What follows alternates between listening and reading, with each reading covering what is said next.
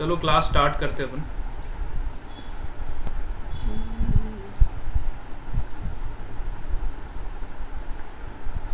तो कुछ और क्वेश्चंस डिस्कस कर लेते हैं पुली पे।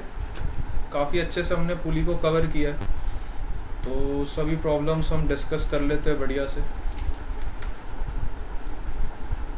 ठीक है,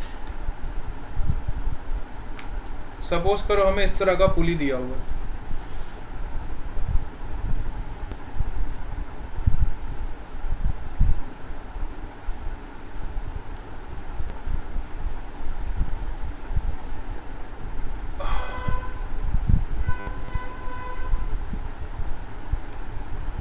ये हमारा पुली है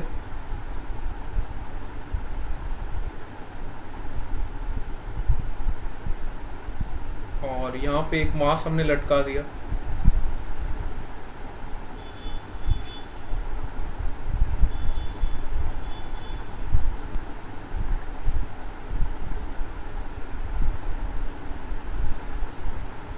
ठीक है, और इधर हमने फोर्स लगाया। सपोज करो यहाँ पे हमने फोर्स लगाया 100 न्यूटन का।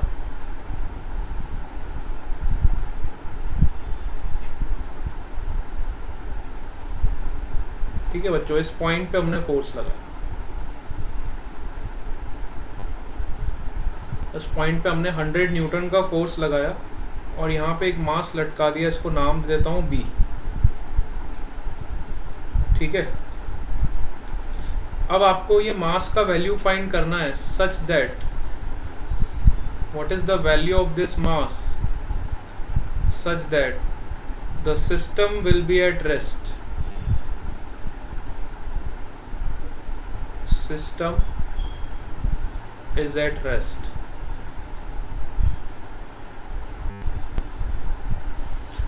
क्वेश्चन ऐसा है कि एक पुली दिया हुआ है और एक मास लटकाया हुआ है। अब हमें इस मास का वैल्यू फाइंड करना है सच दैट कि आपका पूरा सिस्टम जो है ना, पूरा सिस्टम जो है आपका रेस्ट पे रहेगा। इसका मास कितना होगा कि आपका पूरा सिस्टम जो है वो रेस्ट पे रहेगा। ठीक है, ये आपका सवाल है।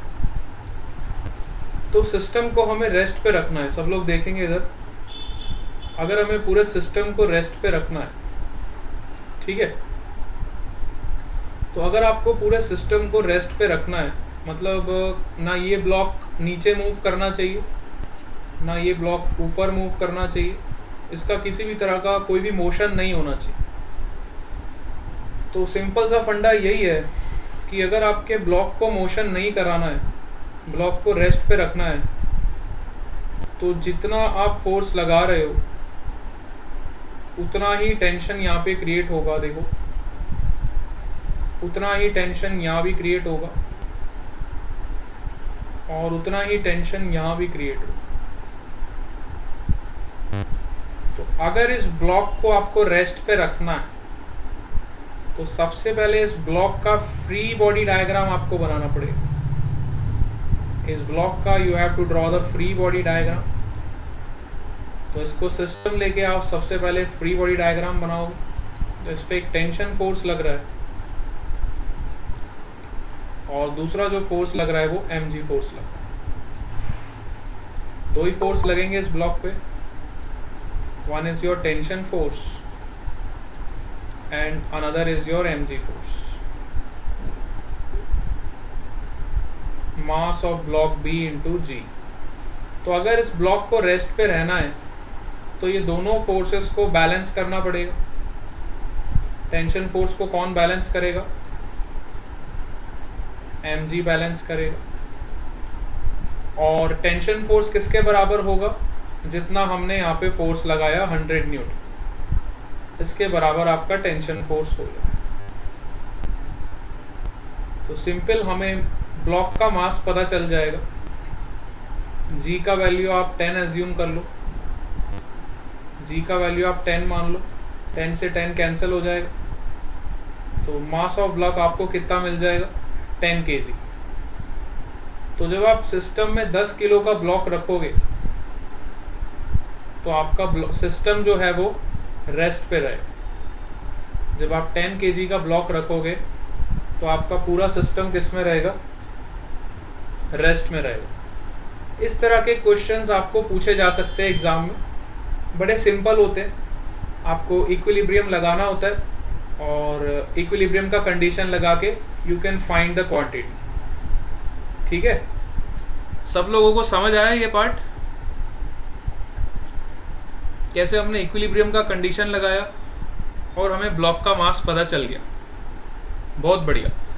अब वो इसमें क्या चेंज कर सकते हैं देखो। अभी मैंने आपको सीधा सीधा ब्लॉक दिया, हो सकता है वो आपको ब्लॉक इस तरह का दे दे, वो एक आपको वेज दे दे और बोले बेटा वेज पे हमने ब्लॉक रखा है, इस तरह का आपको वेज दे दे और वेज पे पुली लगा दे। क्या क्या वेरिएशंस वो कर सकते।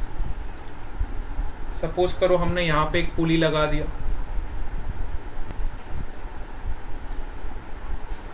और इस पुली को हमने ब्लॉक से कनेक्ट कर दिया।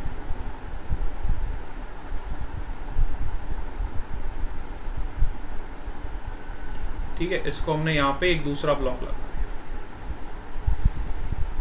ये हमने मास लगा दिया A और ये हमने मास लगा दिया B। डायग्राम थोड़ा बेकार बन गया, इसको फिर से बनाते हैं, थोड़ा अच्छे से ड्रॉ करते हैं। ये क्या हो रहा है?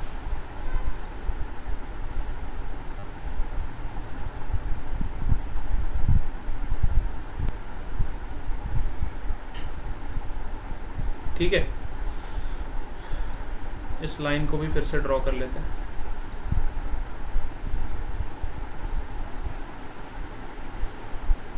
ठीक है, तो दो मासेस है हमारे पास, एक ब्लॉक है आपका B और दूसरा ब्लॉक है आपका A।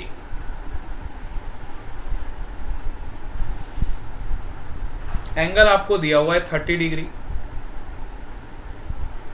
और इसको हमने कर दिया फिक्स।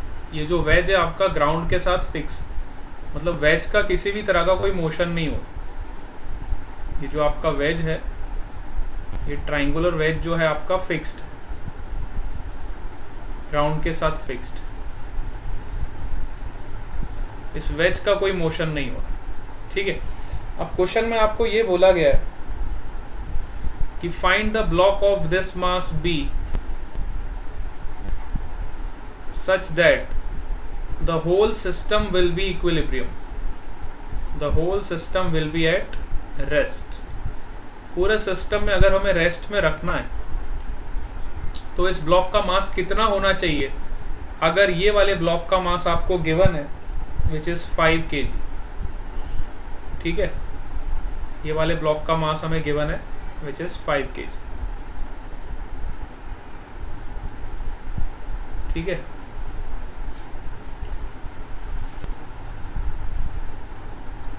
समझ आया सवाल? देखो बिल्कुल वैसा ही सवाल है, खाली यहाँ पे मैंने क्या किया, ब्लॉक को सीधे की जगह किसी वेज पे रख दिया और उस वेज पे अब मुझे फाइंड करना है कि मास ऑफ द ब्लॉक कितना हो।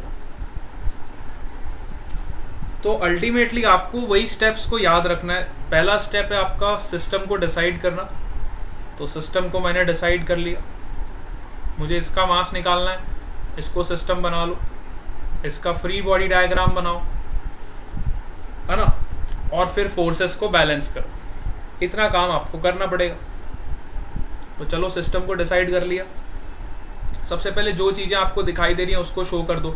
जैसे ये ब्लॉक है, दोनों को सिस्टम लेके चलना ही पड़ेगा आपको, दोनों चीज़ें आपको निकालनी। एक एक करके पहले आप इसका एफबीडी बनाओ, फिर आप इसका एफबीडी बनाओ, दोनों ब्लॉक्स का एफबीडी बनाओ। ठीक है, तो चलो पहले मैं बी वाले ब्लॉक का एफबीडी बना लेता हूँ। बी में क्या क्या फोर्सेस लग रहे हैं ध्यान से देखो। ये आपका बी ब्लॉक है,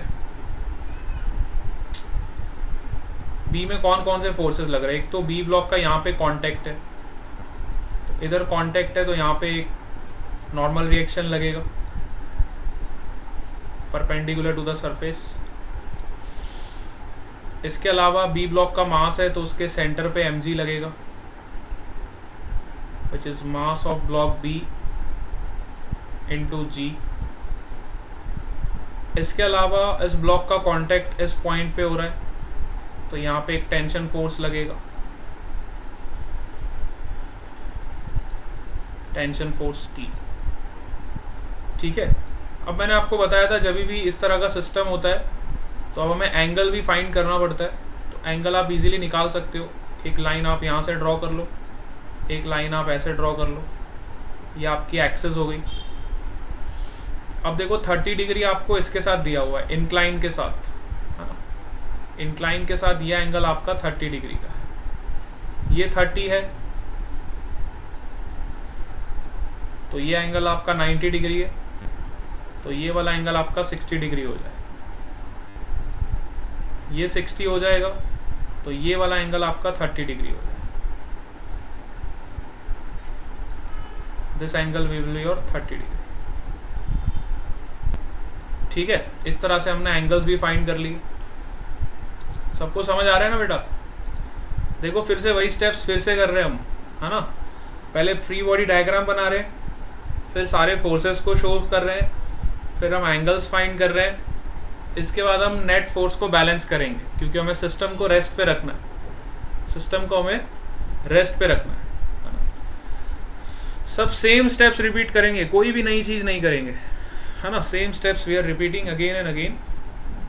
बस ये है, आप जितनी इसमें प्रैक्टिस कर लोगे उतना बढ़िया आपका हो जाए। तो आ जाओ, देखो फिर से हमने क्या किया। अब इस ब्लॉक को हमें रेस्ट पे रखना है और इस ब्लॉक को भी रेस्ट पे रखना है, क्योंकि पूरे सिस्टम को हमें रेस्ट पे रखना है, सीधी सी बात। तो ये वाले ब्लॉक का तो एफबीडी बना लिया, चलो ए वाले ब्लॉक का भी एफबीडी बना के देखते हैं कैसा बनता है। तो ये मेरा ए ब्लॉक है, इस पे कौन कौन से फोर्सेस लग रहे हैं। इसका मास है 5 kg, तो इस पे लगेगा mg force which is 5g। इसका पॉइंट ऑफ कांटेक्ट कहाँ पे हो रहा है, देखो स्ट्रिंग के साथ यहाँ पे हो रहा है, तो इस पॉइंट पे टेंशन फोर्स लगेगा ऊपर की तरफ। तो इस पॉइंट पे टेंशन फोर्स लगा दो ऊपर की तरफ, ठीक है। इसके अलावा तो इस पे कोई फोर्स नहीं लग रहा, इसके अलावा इसका कहीं भी कांटेक्ट भी नहीं है, तो हम नेट फोर्स इस पे भी बैलेंस कर सकते हैं, क्योंकि ये भी हमारा सिस्टम रेस्ट पे, पूरा सिस्टम आपका रेस्ट पे, ठीक है। तो इस पे आप सबसे पहले न्यूटन्स का सेकेंड लॉ लगा लो, net force is equal to mass into acceleration. तो मास इनटू एक्सेलरेशन तो होगा ही नहीं, क्योंकि सिस्टम आपका रेस्ट पे है, तो एक्सेलरेशन 0, तो नेट फोर्स 0 के बराबर हो जाएगा। इसका मतलब T minus 5g which is equal to 0। तो टेंशन का वैल्यू आपको मिल जाएगा 5g के बराबर। 5g means 50 Newton. अब अगर ध्यान से इस डायग्राम को देखो, तो जो टेंशन आपका इधर लग रहा था वही टेंशन इधर भी लगेगा, वही टेंशन इधर भी लगेगा, क्योंकि एक ही स्ट्रिंग से कनेक्टेड, पूरा स्ट्रिंग आपका एक ही है, तो यहाँ भी टेंशन वही लगेगा, ठीक है। तो अब बी ब्लॉक वाले के डायग्राम पे आ जाओ। इस टेंशन का वैल्यू हमें पता चल गया which is equal to 50 newton. ये हमने ए ब्लॉक से कैलकुलेट कर लिया, ए ब्लॉक के एफबीडी से हमें टेंशन का वैल्यू पता चल गया। अब हम क्या करेंगे, ये वाला ब्लॉक भी आपका रेस्ट पे है, तो इस पे भी जो भी फोर्सेस लगेंगे वो सारे बैलेंस होने चाहिए।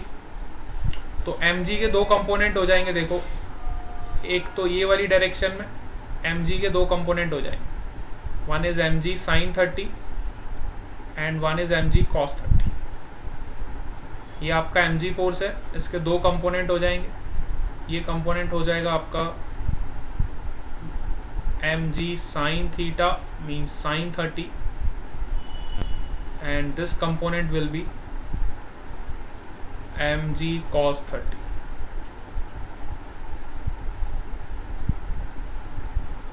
तो एक बार डायग्राम को अच्छे से बना लेते ताकि आप लोग कंफ्यूज ना हो। तो इस ब्लॉक पे कौन कौन से फोर्सेस है बड़े ध्यान से देख लो एक बार आप। ये हमारा ब्लॉक बी है, कई बच्चे कंफ्यूज हो जाते हैं, तो डायग्राम अलग से एक बना लिया करो, उसमें कोई दिक्कत नहीं।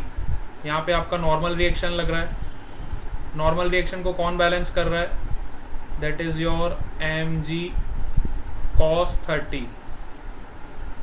अच्छा, mg sin 30 को कौन बैलेंस करेगा, यहाँ पे आपका mg sin 30 है, इसको कौन बैलेंस करेगा,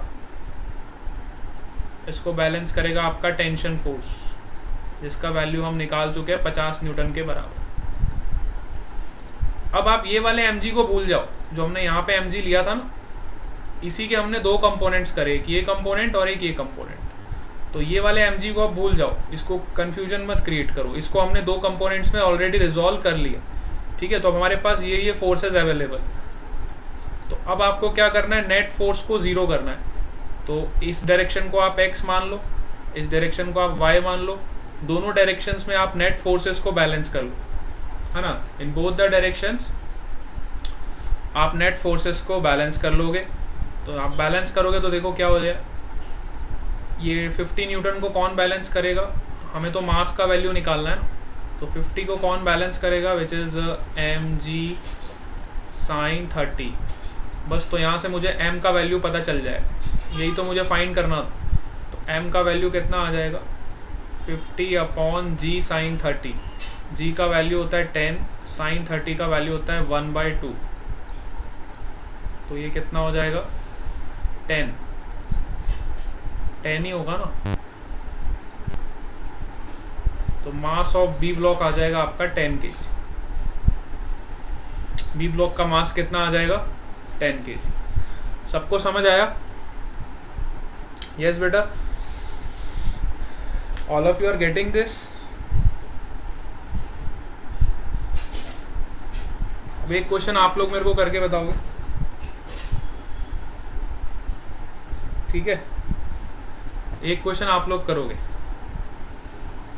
सब लोग करोगे और मेरे को आंसर बताओगे। सपोज ये आपका वेज है, बिल्कुल इस तरह का ही क्वेश्चन दे रहा हूँ, सबको खुद से ट्राई करना है। जब तक आप ट्राई नहीं करोगे तब तक हमें पता नहीं चलेगा। Again this is our block, ऐसा ब्लॉक आ गया।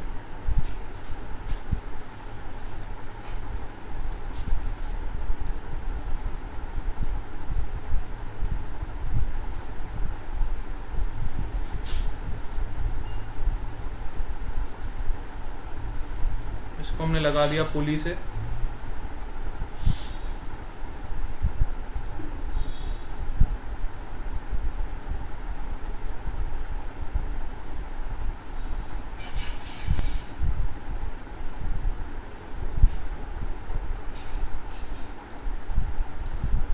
ठीक है, अब ये मास आपको दिया हुआ है 2 kg का। This mass is given of 2 kg and angle is given as 60 degree. What is the value of this mass such that your system will be in equilibrium?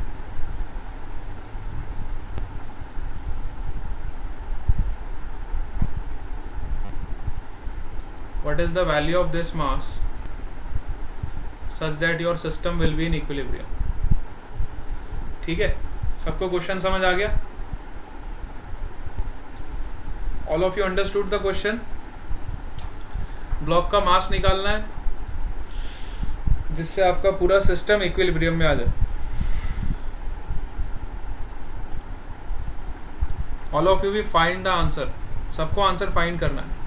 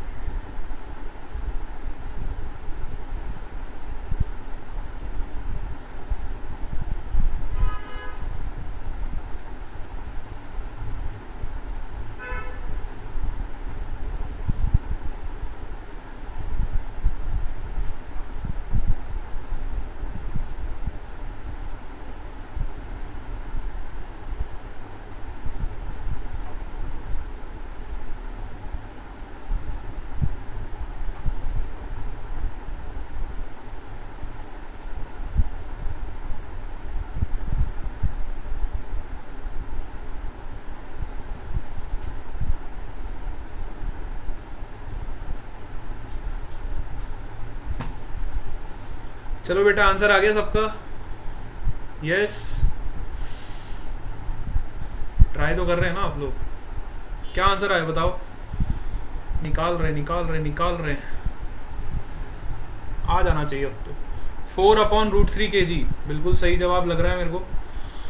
देख लेते हैं, चलो 2 बच्चों ने आंसर भी निकाल दिया, पूजा पटेल, मैत्री पटेल, सबका आंसर आना चाहिए बेटा। अब तो सिंपल सवाल है ना, बिल्कुल वैसा ही सवाल है। और वापस आपको फोर्सेस ही बैलेंस करने, है ना। तो देखो, इसकी वजह से जो टेंशन फोर्स होगा हमें पता चल गया। इसकी वजह से टेंशन फोर्स कितना आएगा यहाँ पे, विच इज 20 न्यूटन्स। उतना ही टेंशन यहाँ भी लगेगा, उतना ही टेंशन यहाँ भी लगेगा। और इस टेंशन को कौन बैलेंस करेगा? इस mg का साइन थीटा वाला कंपोनेंट बैलेंस करेगा। अभी अभी हमने फ्री बॉडी डायग्राम में देखा, mg sine 60 will balance this 20 newtons. तो बस लगा दो बैलेंस की equation, 20 is equal to mg sine 60। ठीक है, तो m का वैल्यू कितना आ जाएगा? देखो 10 से 10 कैंसिल हो जाएगा, तो m is equal to 4/√3 kg। बिल्कुल सही जवाब निकाला है बच्चों ने, 4/√3 kg is the right answer. ठीक है, हाँ बहुत सही जवाब, बिल्कुल सही जवाब। ठीक है, mg का साइन वाला कंपोनेंट बैलेंस कर लेगा ना टेंशन को। अभी अभी आपको बताया था, देखो अगर नहीं पता चला तो ये वाला फ्री बॉडी डायग्राम देखो, ऊपर वाला। यहाँ पे देखो कौन सा फोर्स बैलेंस कर रहा था टेंशन को, कौन सा फोर्स बैलेंस कर रहा था? mg का साइन वाला कंपोनेंट। तो मैंने बिना टाइम वेस्ट किए डायरेक्ट यही फंडा लगा दिया यहाँ पे, mg का साइन कंपोनेंट इसको बैलेंस कर गया, तो मेरे को मास का वैल्यू पता चल गया। ठीक है, जब आपको चीज़ें समझ आ जाएगी तो आपका आंसर एक लाइन में आ जाएगा। ठीक है, when you analyse the thing, physics में ये डिपेंड करता है। किसी भी चीज़ को आप एक लाइन में भी आंसर निकाल सकते हो और एक पेज में भी आंसर निकाल सकते हो। वो डिपेंड करता है कि आपकी प्रैक्टिस कैसी है, आप कैसे सिचुएशन को एनालाइज कर रहे हो। ठीक है, एक लाइन में भी आप आंसर निकाल सकते हो, एक पेज में भी आप आंसर निकाल। ठीक है, इनिशियली मैं आपको बोलूँगा थोड़ी प्रैक्टिस करो, एक पेज में आएगा आपका आंसर, कोई दिक्कत नहीं। वॉइस कट हो रहा है क्या? ज़्यादा कटिंग है वॉइस में? है बेटा, वॉइस में ज़्यादा कट हो रहा है क्या? हेलो,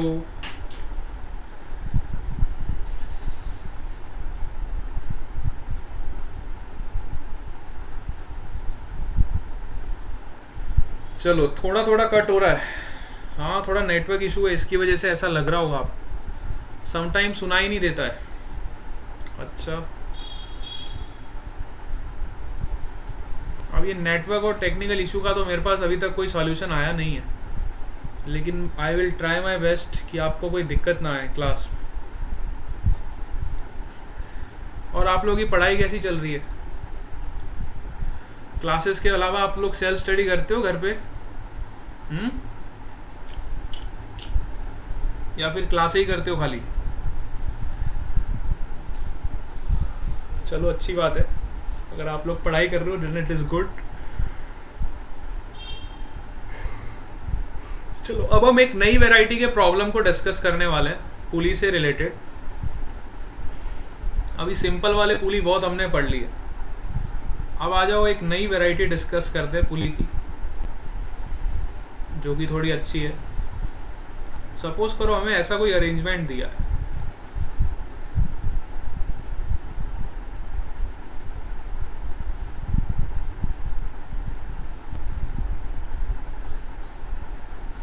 अब यहाँ पे देखो आप ध्यान से, तो मैंने एक ब्लॉक इधर कनेक्ट किया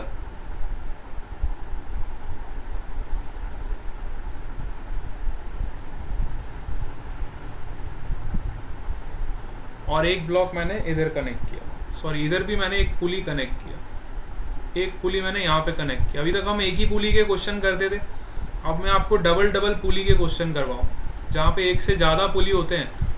इस तरह के क्वेश्चंस को कैसे हैंडल करते हैं, ठीक है, एक से ज़्यादा पुली जहाँ पे होते हैं। अब डबल पुली की बात करेंगे, काफ़ी मज़ा आएगा, इट इज़ काफ़ी इंटरेस्टिंग। इसको मैंने कनेक्ट कर दिया ऐसे वॉल से।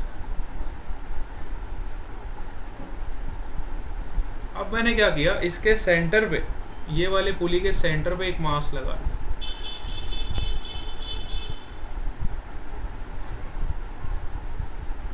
ये वाले पुली के सेंटर पे मैंने एक मास लगा।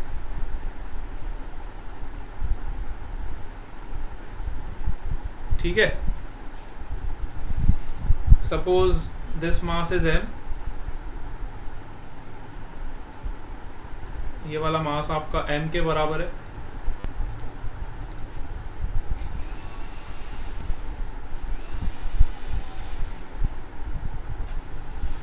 और ये वाला मास जो आपका 2m के बराबर है। ठीक है, और हमें फाइंड करना है कि ये वाले ब्लॉक का एक्सेलरेशन कितना हो। What is the acceleration of this block, what is the acceleration of this block. ठीक है, तो अब मैं आपको एक शॉर्ट ट्रिक बताने वाला हूं जो कि आपको बहुत ध्यान से समझनी है। इस शॉर्ट ट्रिक की हेल्प से आप इजीली एक्सेलरेशन फाइंड कर सकते हो। सपोज इस ब्लॉक का नाम मैं देता हूं B, और मुझे B ब्लॉक का एक्सेलरेशन निकालना है। ठीक है, B ब्लॉक का मुझे क्या निकालना है, एक्सेलरेशन निकालना।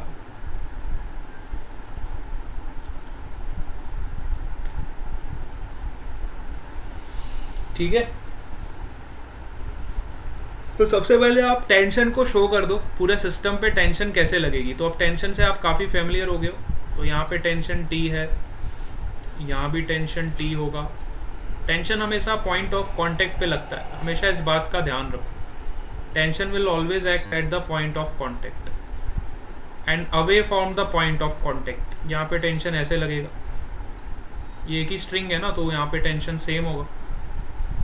यहाँ पे टेंशन ऐसे लगेगा, ये भी सेम स्ट्रिंग है, तो इस पॉइंट ऑफ कांटेक्ट पे भी टेंशन आपका ऐसे लगेगा। इस पॉइंट ऑफ कांटेक्ट पे टेंशन आपका ऐसे लगेगा।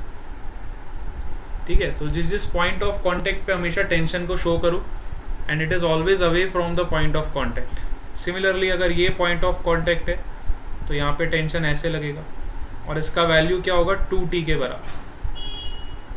ये वाली स्ट्रिंग पे टेंशन कितना होगा, 2t। देखो, this is your t and this is your t, t plus t मिलके कितना हो जाएगा, 2t। तो इस तरह से पहले आप सभी टेंशन्स को शो करो। एक से ज़्यादा पुली जब भी हो तो आप सबसे पहले सारी टेंशन्स को शो करो। ठीक है, अब यहाँ पे अगर मैं बोलूँ तो ये ब्लॉक का एक्सेलरेशन अलग होगा और ये वाले ब्लॉक का एक्सेलरेशन अलग होगा। दोनों का एक्सेलरेशन सेम नहीं होगा। इस ब्लॉक का नाम अगर मैं ये दे दूँ तो इसका एक्सेलरेशन अलग होगा, इसका एक्सेलरेशन अलग होगा। क्यों ऐसा हुआ, क्योंकि देखो अभी तक जो हम सिस्टम पढ़ते थे उसमें हमारे पास एक ही पुली होती थी और वो सेम स्ट्रिंग से दोनों ब्लॉक कनेक्टेड होते थे। देखो, एक ही पुली होती थी और दोनों ब्लॉक्स आपके सेम स्ट्रिंग से कनेक्टेड होते थे, तो जितना एक्सेलरेशन से ये ऊपर जाता था उतना एक्सेलरेशन से ये नीचे आ जाता था। दोनों का एक्सेलरेशन सेम होता। लेकिन अगर मैं ये वाले सिस्टम की बात करूं तो इस वाले सिस्टम में हमने क्या चेंज किया, देखो हमने दो पुली लगा दिए और हमने ये जो मास कनेक्ट किया है ये पुली से कनेक्ट किया हुआ है। ये हमने ये वाली स्ट्रिंग से कनेक्ट नहीं किया। ठीक है, ये वाली स्ट्रिंग आपकी ऐसे जा रही है, देखो ये पुली से घूम के फिर ऊपर जा रही है और हमने मास को यहाँ पे कनेक्ट किया हुआ। तो दोनों ब्लॉक्स का एक्सेलरेशन सेम नहीं हो। कई बच्चे यहाँ पे गड़बड़ करते हैं, दोनों ब्लॉक का एक्सेलरेशन सेम ले लेते हैं। भैया सेम हो ही नहीं सकता ना। देखो ये वाला स्ट्रिंग जो है आपका, ये स्ट्रिंग यहाँ से नीचे जा रहा है और इस पुली से लपेट के फिर ये स्ट्रिंग आपका ऊपर की तरफ जा रहा है, और हमने जो दूसरा ब्लॉक कनेक्ट किया है वो इस पुली के पॉइंट पे कनेक्ट किया हुआ। तो दोनों में टेंशन अलग अलग है ना। ये वाले मास में टेंशन कितना है, 2t, और ये वाले मास में टेंशन कितना है, t। तो दोनों ब्लॉक्स में टेंशन अलग अलग है, दोनों में एक्सेलरेशन भी अलग अलग हो। ऊपर वाले एग्जाम्पल्स में क्या होता था, देखो फिर से ये वाला एग्जाम्पल देखो, यहाँ पे आपका टेंशन भी सेम रहता था। इसमें टेंशन t है तो इस पे भी टेंशन t है, इसमें टेंशन t है तो इस पे भी टेंशन t है, इस पे टेंशन t है तो इसमें भी टेंशन।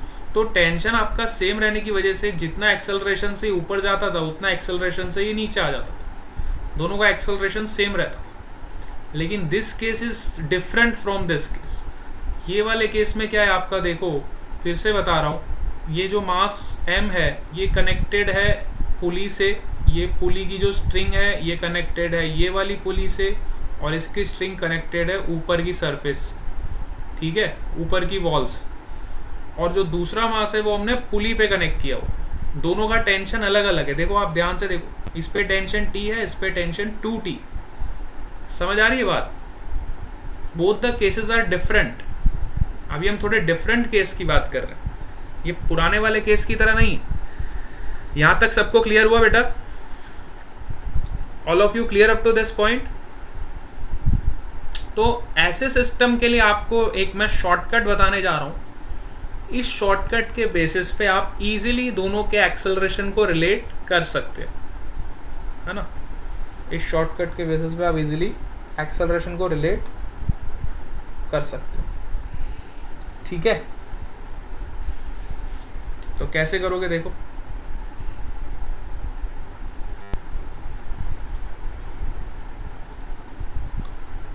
शॉर्टकट ये है कि नेट टेंशन डॉट एक्सेलरेशन, इसको इक्वल टू कर दोगे 0। टेंशन और एक्सेलरेशन का डॉट क्या कर दोगे, 0 के बराबर। अब इसको कैसे अप्लाई करना ये देखो। देखो पहले वाले ब्लॉक पे आपका टेंशन लग रहा है T, और पहले वाले ब्लॉक का एक्सेलरेशन कितना है, AB, ठीक है। पहले वाले ब्लॉक का एक्सेलरेशन ले लो AB। सो मैं लिखूंगा T into very sorry T into acceleration of block B, ठीक है। दूसरे वाले ब्लॉक पे देखो टेंशन आपका कैसे लग रहा है, 2T, और एक्सेलरेशन इसका कहां पे होगा, नीचे होगा। मान लेते इसका एक्सेलरेशन नीचे होगा, तो दोनों का डायरेक्शन ऑपोजिट है, तो मैं लिखूंगा -2T into acceleration of block B, sorry block A, which is equal to 0। जितने भी मासेस लटके हुए हैं, एक तो मास आपका ये लटका है, दूसरा मास आपका ये लटका है, दोनों मासेस पे मैंने T डॉट A का वैल्यू 0 कर दिया, ठीक है। शॉर्टकट ये है, this is your short trick, कि जब भी आपको ऐसा सिस्टम दिखाई दे तो आपको ये शॉर्ट ट्रिक यूज करनी है कि जितने भी मासेस आपके लगे हुए हैं, ये आपका एक मास है, ये आपका दूसरा मास, दोनों मासेस के लिए मैंने T डॉट A का वैल्यू क्या कर दिया, इक्वल टू 0 कर दिया। अब T डॉट A का मतलब है, देखो पहले ब्लॉक पे टेंशन लग रहा था T, पहले ब्लॉक का एक्सेलरेशन है AB, दूसरे ब्लॉक पे टेंशन लग रहा है 2T ऊपर की तरफ, और इसका एक्सेलरेशन मैंने मान लिया नीचे की तरफ, दोनों का डायरेक्शन ऑपोजिट है, तो -2T into A is equal to 0। तो यहाँ से आपको एक्सेलरेशन ऑफ A और B में रिलेशन मिल जाए।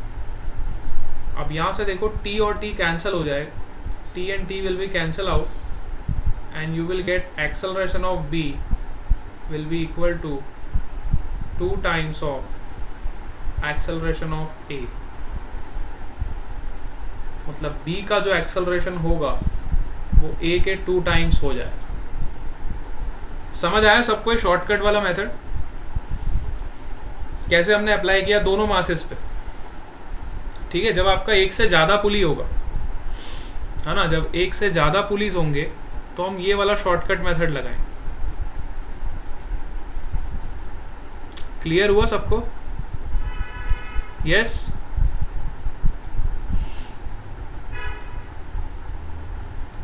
मैंने क्या किया फिर से देख लो जिनको नहीं पता चल रहा है। देखो ये सिस्टम हमारा ऊपर वाले सिस्टम से थोड़ा अलग है ना। ऊपर वाले सिस्टम्स में क्या होता था कि एक ही पुली से आपके मासेस कनेक्टेड होते थे, है ना, एक ही पुली से आपके मासेस कनेक्टेड। अब यहाँ पे क्या है, देखो अलग अलग मासेस कनेक्टेड। मेरा स्क्रीन कहाँ गया? हाँ, यहाँ पे देखो अलग अलग मासेस आपके कनेक्टेड। ये वाला सिस्टम ऊपर वाले सिस्टम से काफी अलग है। तो इस सिस्टम को एनालाइज करने के लिए आपको क्या करना है, नेट जो है टेंशन और एक्सेलरेशन का जो प्रोडक्ट है उसको ज़ीरो कर दो, ठीक है। Tension into acceleration is equal to 0। तो यहाँ से मुझे पता चल गया कि एक्सेलरेशन ऑफ बी किसके बराबर होगा, 2 टाइम्स ऑफ एक्सेलरेशन ऑफ ए। तो अगर आपको इतना पता चल गया तो फिर तो हम लगा सकते हैं न्यूटन्स का सेकेंड लॉ।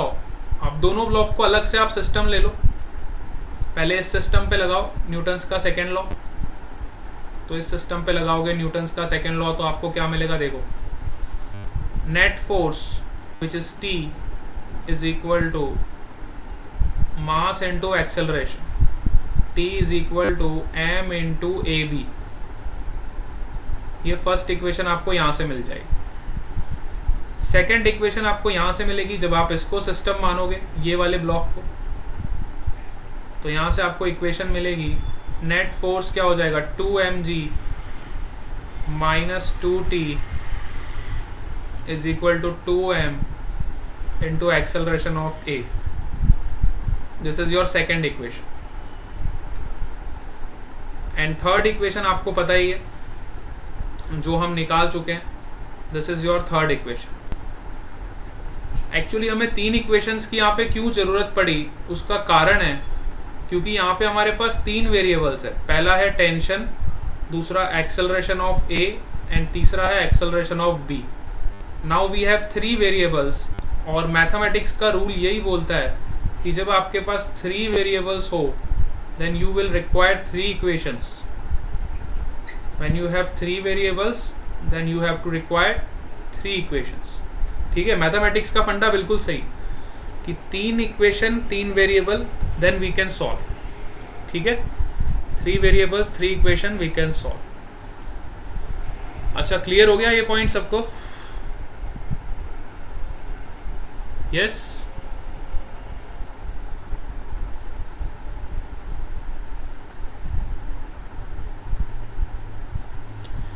पता नहीं समझ आ रहा है कि नहीं आप लोगों को? आ रहा है बेटा समझ में सबको, या फिर ज़्यादा हाई लेवल चले गए अपन? थोड़ा नीचे आ जाता हूँ फिर मैं।